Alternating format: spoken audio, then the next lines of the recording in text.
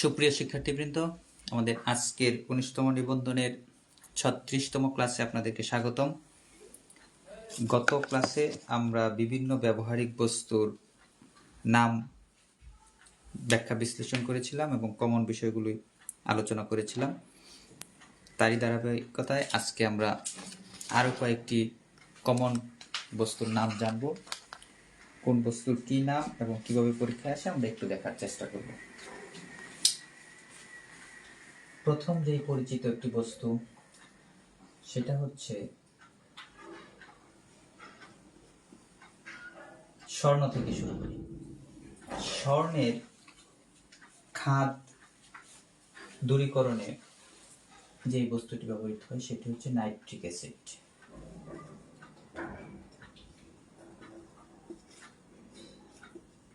Nitric acid এটি খুবই গুরুত্বপূর্ণ একটা ইনফরমেশন এবং পরীক্ষায় প্রায়শই আসে, আর এটা খুবই ব্যবহার্য একটা বিষয়, কারণ স্বর্ণের খাদ দূরীকরণে এটি আমরা ব্যবহার করে থাকি। যেহেতু স্বর্ণ দিয়ে শুরু করলাম, আমরা একটু সমাজের উঁচু শ্রেণীর মানুষ নিয়ে কথা বলি। সেটা হচ্ছে স্বর্ণ সাধারণত ধনী মানুষরা ব্যবহার করে এবং ধনীদের ধনী হচ্ছে রাজারা। রাজা ঠিক এরকম ভাবেই একটা রাজা হচ্ছে যেটাকে বলা হয় রাসায়নিক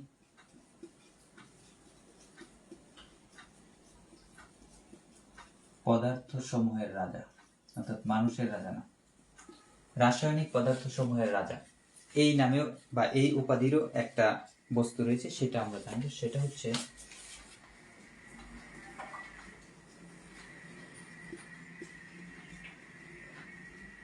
সালফিউরিক অ্যাসিড। আমরা দুইটা অ্যাসিড পড়লাম, একটা হচ্ছে স্বর্ণের খাদ নির্ণয়ে ব্যবহৃত হয় নাইট্রিক অ্যাসিড, আরেকটা পড়লাম রাসায়নিক পদার্থ সমূহের রাজা কোন পদার্থকে বলা হয়, সেটা হচ্ছে সালফিউরিক অ্যাসিড। রাজা সংক্রান্ত আরেকটা বিষয় আমরা পড়ব, সেটা হচ্ছে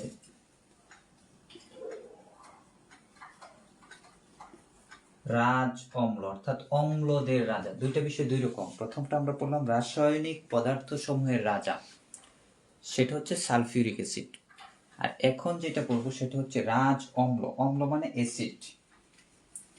সেটা হচ্ছে যে যত ধরনের অ্যাসিড রয়েছে তার মাঝে সবচাইতে সেরা বা সবচাইতে কার্যকরী বা ইফেক্টিভ অ্যাসিড সেটা কি?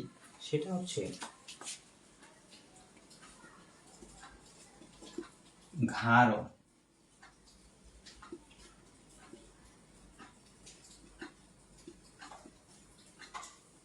Nitric acid plus sulphuric acid, এই দুইটা যখন একত্রিত হবে, অর্থাৎ গাঢ় নাইট্রিক অ্যাসিড প্লাস গাঢ় সালফিউরিক অ্যাসিড, এই দুইটা যখন একত্রিত হবে যেই নতুন পদার্থটা উৎপন্ন হবে সেইটা হচ্ছে রাজ অম্ল, অর্থাৎ এটার মিশ্রণটা হচ্ছে অম্লদের রাজা বা সবচাইতে কার্যকরী অম্ল বা সবচাইতে বেশি দ্রবীভূতকারী অ্যাসিড।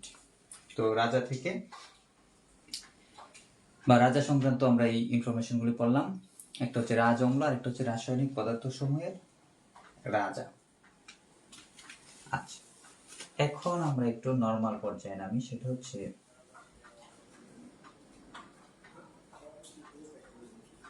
Fluid of lime. এটা কি? এই ধরনের একটা প্রশ্ন আসে, সেটা হচ্ছে ফ্লুইড অফ লাইম। এটা পানিকে বলা হয়। পানির আরেকটি নাম হচ্ছে ফ্লুইড অফ লাইম। যদিও ইংরেজি নাম বলে আমরা বারবার রিভাইজ করবো যাতে আমাদের মনে থাকে। ফ্লুইড অফ লাইম হচ্ছে পানি।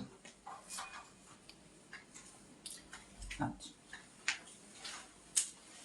পানি সবচেয়ে ব্যবহার্য মৌল লৌহের সাথে বিক্রিয়া করে মরিচা উৎপন্ন করে, যেটা আমরা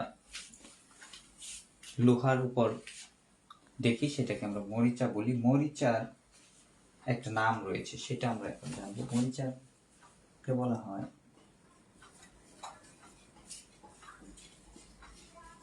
পানিযুক্ত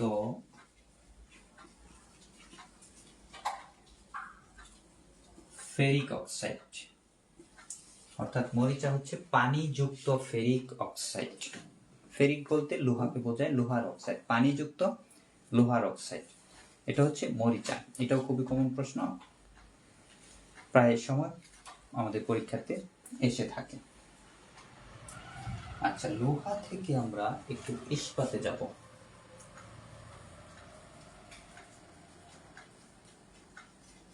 যে ইস্পাত বিষয়টা কি? ইস্পাত বলতে আমরা সাধারণত লোহাকেই বুঝি বা লোহার একটা শ্রেণী বিভাগকে বুঝি, যেটাকে আমরা ইস্পাত বলি। তো ইস্পাতের ক্ষেত্রে যে বিষয়টা আমাদের জানতে হবে, যেটা আসে, সেটা হচ্ছে ইস্পাত হচ্ছে লোহা যোগ কার্বন। অর্থাৎ ইস্পাত শুধু লোহা না, ইস্পাত হচ্ছে লোহা যোগ কার্বন। এই প্রশ্ন, এখান থেকে দুইটা প্রশ্ন আসে। একটা হচ্ছে যে ইস্পাত বলতে কোন দুইটির মিশ্রণ, লোহা যোগ কার্বন। আরেকটা প্রশ্ন আসে যে কার্বনের পরিমাণটা কত, 0.15 থেকে 1.5। অর্থাৎ লোহাতে কার্বনের মিশ্রণটা হবে 0.15 থেকে 1.5%। পার্সেন্ট বলতে বোঝাচ্ছি যে 100% লোহা থাকবে সাধারণত, 100% লোহায় এই পার্সেন্টেজে, অর্থাৎ 1% বা 1-এর একটু বেশি বা একটু কম এই পরিমাণ কার্বন থাকবে। এটাকে বলা হয় সাধারণত যে সুনিয়ন্ত্রিত পরিমাণে কার্বন যোগ করা হয় লোহাতে, এবং এতে এটা ইস্পাতে পরিণত হয়। এই ইনফরমেশনটা আমাদের কমন। দুইটা ইনফরমেশন প্রায় একই, দুইটা সংখ্যায়, যে 0.15, এই 1.5 সংখ্যাটা যদি মনে রাখি, এটাও 1.5 ধরি, 1.5, অর্থাৎ একই রকম। খুব বেশি নতুন বা দুটি সংখ্যা মনে রাখার প্রয়োজন নেই। অর্থাৎ লোহা এবং কার্বনের সুনিয়ন্ত্রিত মিশ্রণ হচ্ছে ইস্পাত, এবং এটাতে কার্বন থাকে 0.15 থেকে 1.5% বা পার্সেন্ট, আমরা যেটাই বলি। আচ্ছা, এখন আরেকটা পদার্থ আমরা ব্যবহার করি, সেটা হচ্ছে স্টেনলেস স্টিল। স্টিলটা ইংরেজি শব্দ, এবং এটাকে বাংলায় আমরা ইস্পাতই বলতে পারি। অর্থাৎ স্টেনলেস স্টিল বলতে বোঝায় মরিচাহীন ইস্পাত। মরিচাহীন ইস্পাতটা কোনটা? এই যে আমরা মরিচা বললাম, এটা লোহা যদি পানির সংস্পর্শে আসে অথবা জলীয় বাষ্প সহ বাতাসের সংস্পর্শে আসে, এটা পানিযুক্ত ফেরিক অক্সাইডে পরিণত হয়, যেটাকে আমরা মরিচা বলি, এবং এটা ক্ষয় হয় ধীরে ধীরে, কার্যকারিতা কমে যায়। এটার উন্নত রূপ হচ্ছে ইস্পাত। এটা একটু কম ক্ষয় হয়, মরিচা কম পড়ে, লোহা যোগ কার্বন, এবং একটু বেশি শক্তিশালী। আর 3 নাম্বার যেটা আমরা পড়তেছি, সেটা হচ্ছে স্টেনলেস স্টিল। এটা কখনোই, এটাতে মরিচা পড়ে না। আচ্ছা, এইটাতে থাকে যে যে উপাদান, লোহা তো থাকবেই, কার্বন থাকবেই, তারপর আরেকটা উপাদান থাকে ক্রোমিয়াম। অর্থাৎ এইখানে আমরা যদি প্লাস ব্যবহার করি, লোহা যোগ কার্বন যোগ ক্রোমিয়াম, 3টা উপাদান বললাম, লোহা যোগ কার্বন যোগ ক্রোমিয়াম। তারপর আমরা যোগ দেই নিকেল। অর্থাৎ 4টা উপাদান বললাম, 1 2 3 4। যদি ইস্পাত সহ লিখলাম, কিন্তু 4টা আমরা আলাদাভাবে নোট করব। অর্থাৎ স্টেনলেস স্টিলের 4টি উপাদান, একটা হচ্ছে লোহা, কার্বন, ক্রোমিয়াম এবং নিকেল। আবারও বলতেছি, লোহা হচ্ছে শুধুমাত্র একটা মৌল, আর ইস্পাত হচ্ছে লোহা যোগ কার্বন। ইস্পাত হচ্ছে লোহা যোগ কার্বন। আর যখনই স্টেনলেস স্টিলের ব্যাপারটা আসবে, তখন এটা হবে লোহা, কার্বন, ক্রোমিয়াম, নিকেল। অপশন হিসেবে 3টাই আসতে পারে, যে স্টেনলেস স্টিলের নিচে কোনটি কোনটি থাকে। অপশনে থাকবে লোহা, কার্বন, ক্রোমিয়াম, নিকেল, যেই অপশনে থাকবে আমরা এটা দিব। অথবা থাকতে পারে যে স্টেনলেস স্টিলে লোহার সাথে কোন কোন যৌগ মৌল মিশ্রিত থাকে, তখন এই 3টা দিয়ে থাকবে। যে একটা অপশনে হয়তো বা থাকবে কার্বন, ক্রোমিয়াম, নিকেল, এলোমেলো থাকতে পারে ক্রোমিয়াম, কার্বন, নিকেল, বা নিকেল, কার্বন, ক্রোমিয়াম। কিন্তু আমাদের দেখতে হবে 3টা উপাদানই কোন অপশনটাতে আছে, সেটাই হচ্ছে আমাদের আনসার। আচ্ছা, এখন আমরা যেটা পড়ব সেটা হচ্ছে কি বলে এটাকে,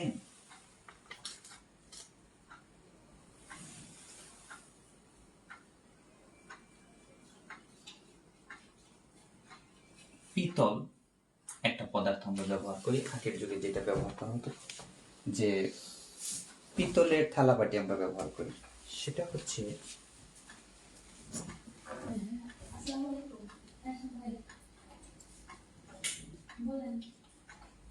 কিছু অংশ থাকে। পিতল হচ্ছে তামা যোগ দস্তা। আরেকটা হচ্ছে আগের যুগে যেটা ব্যবহার হতো কাঁসা। এটা মাঝে মাঝে পরীক্ষায় আসে।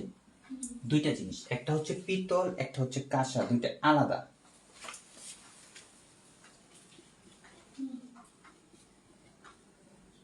তামা যোগ টিন, সরি, তামা যোগ টিন। এখন আমরা একটু দেখি,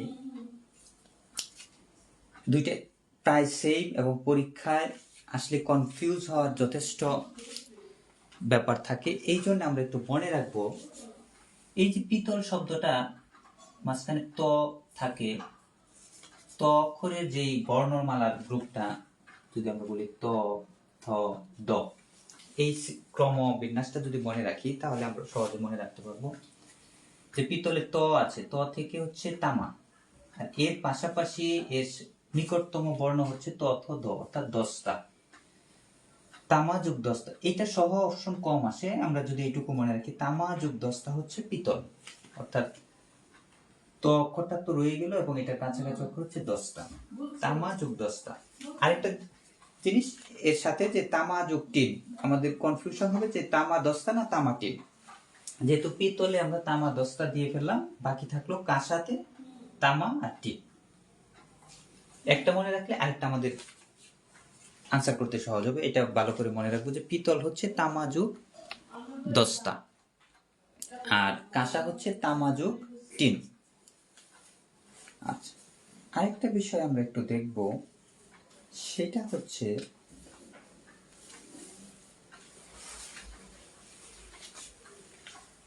যদিও এটার সাথে খুব রিলেটেড না, তারপর আমরা একটু দেখব।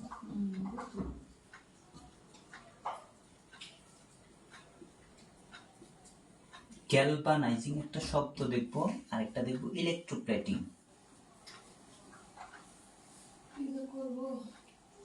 ইলেকট্রোপ্লেটিং, এই দুইটা শব্দ আমরা একটু পরিচিত হব, ব্যাপারটা কি একটু দেখবো আমরা।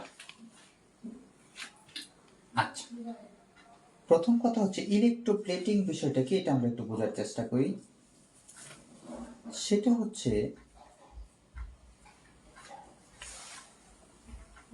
কোনো একটি বস্তুর উপর তড়িৎ বিশ্লেষণ পদ্ধতিতে, এই যে ইলেকট্রন থেকে তড়িৎ বিশ্লেষণ পদ্ধতিতে আরেকটি বস্তুর প্রলেপ দেওয়াকে ইলেকট্রোপ্লেটিং বলে। দুইটা শব্দ বললাম আমরা, একটা হচ্ছে তড়িৎ, আরেকটা হচ্ছে প্রলেপ।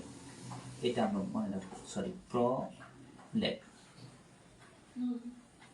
অর্থাৎ একটি বস্তুর উপর তড়িৎ বিশ্লেষণ পদ্ধতিতে আরেকটি বস্তুর প্রলেপ দেওয়াকে আমরা ইলেকট্রোপ্লেটিং বলি। অর্থাৎ শব্দের সাথে আমরা পড়বো ইলেকট্রনের প্লেটিং দেওয়া বা কোটিং দেওয়াকে আমরা ইলেকট্রোপ্লেটিং বলি।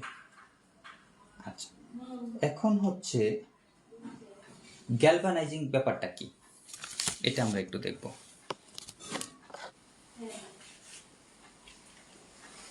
গ্যালভানাইজিং হচ্ছে কোনো বস্তুর উপর তড়িৎ বিশ্লেষণ পদ্ধতি সিলভারের প্রলেপ দেওয়াকে,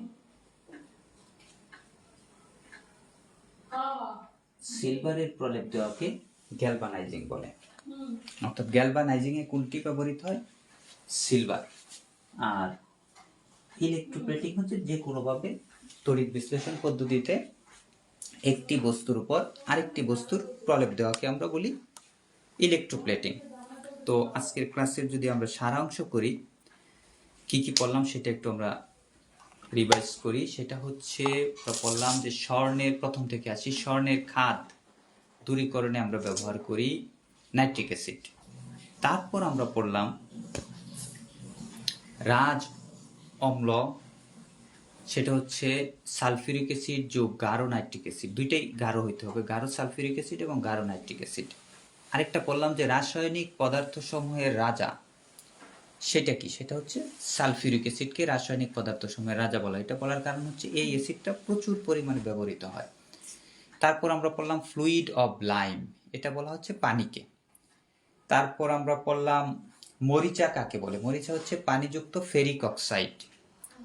মরিচা হচ্ছে পানিযুক্ত ফেরিক অক্সাইড। ইস্পাত, ইস্পাতটা হচ্ছে লোহা এবং কার্বনের মিশ্রণ। এখানে কার্বন থাকবে 0.15 থেকে 1.5%। তারপর আমরা পড়লাম স্টেইনলেস স্টিল বা স্টেনলেস স্টিল কাকে বলে। সেটা হচ্ছে লোহা, কার্বন, ক্রোমিয়াম এবং নিকেলের মিশ্রণ। লোহা, কার্বন, ক্রোমিয়াম, নিকেল। তারপর পড়লাম পিতল। পিতল হচ্ছে তামা ও দস্তার মিশ্রণ। কাঁসা হচ্ছে তামা ও টিনের মিশ্রণ। আর তামা দস্তা না তামা টিন মেলানোর জন্য আমরা যেই কথাটা বললাম সেটা হচ্ছে পিতলের ত অক্ষর থেকে তামা এবং তর নিকটবর্তী অক্ষর হচ্ছে দ, সেখান থেকে আমরা দিলাম দস্তা। অর্থাৎ পিতলের মিশ্রণ হচ্ছে তামা ও দস্তা। আর কাঁসা যেহেতু তামা টিন, এটা আমরা ওইটা থেকে মনে রাখবো। এরপর আমরা যেই কথাটা বললাম ইলেকট্রোপ্লেটিং কি। ইলেকট্রোপ্লেটিং হচ্ছে তড়িৎ প্রলেপন, তড়িৎ বিশ্লেষণ পদ্ধতিতে একটি ধাতুর উপর আরেকটি ধাতুর প্রলেপ দেয়া। আর একই পদ্ধতিতে যদি কোনো বস্তুর উপর সিলভারের প্রলেপ দেওয়া হয় সেই পদ্ধতিটাকে বলে গ্যালভানাইজিং। তো প্রিয় বন্ধুগণ, আজকে আমাদের এই পর্যন্তই থাকবে। এখানে অনেকগুলি নতুন টার্ম এসেছে, কিন্তু আমাদের উচিত হবে বারবার রিভিশন করার মাধ্যমে এগুলি মনে রাখা, কারণ কনফিউজ সৃষ্টি হবে, যেহেতু টার্মগুলির সাথে আমরা সায়েন্সের স্টুডেন্ট না হলে খুবই কম পরিচিত। তো আশা করি আমরা নোট করব এবং বিভিন্ন সময় রিভাইজ দেওয়ার মাধ্যমে এটা মনে রাখবো। খোদা হাফেজ।